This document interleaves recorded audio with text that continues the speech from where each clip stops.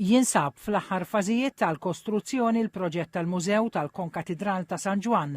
Ix-xogħol fuq il-bini ta' sala tul in-nava kollha tal-Konkatedral fejn se jitqiegħdu l-arazzi jidher ġmielu anke mill-livell ta' triq u fl-aħħar ġimgħat poġġew ukoll 9 strutturi kbar tal-ħadid li se jiffurmaw is-saqaf tas-sala ewlenija.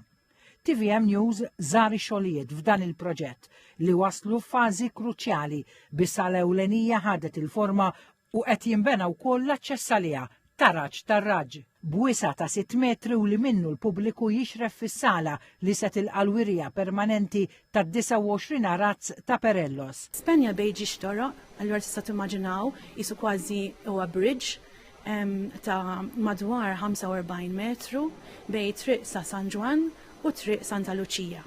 Allura span kbira ħafna u kellna nagħmlu bil-fors struttura tal-konkos. Ma setax isir tal-ġebel, ovvjament għax il-ġebel ma jiflaħx dan il-piż, dan il-span kbir li għandna hawnhekk. Wieħed jasal għal din il-kamra minn taħt permezz ta' taraġġ, taraġġ tal-konkos ukoll u bil-lift ġewwa fih li suspeċi wieħed jasal u jasal għal dan il-post hekk ma' level use.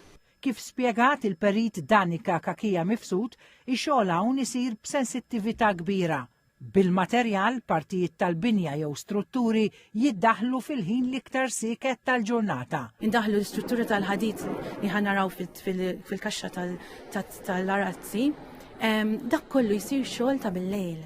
U ovvjament biex isir bil-lejl, meta il-mwejjed u s-siġġiet ikunu kollha żbarazzati, il-belt tkun kważi għalina biss. Min barra r-restawru l-bini tal-mużew li l-fondazzjoni tal-Konkatedrali sostni li se jollu il-livell tal-Konkatedral, dan kollu wkoll se jagħti ċans ta' esperjenza ġdida u unika lil viżitaturi. Bar proġett li qatt mill-fondazzjoni li ġo fih ħajkun hemm l-artefatti li ilhom għal żmien twil misturin minn nies, ġifieri l-artefatti importanti bħal pereżempju l-arazzi, il-kappella ardente, il-kotba korali, il-vestituri li kienu jilbsu l-Gran Mastri ħajkunu kollha esibiti ġo dal-mużew.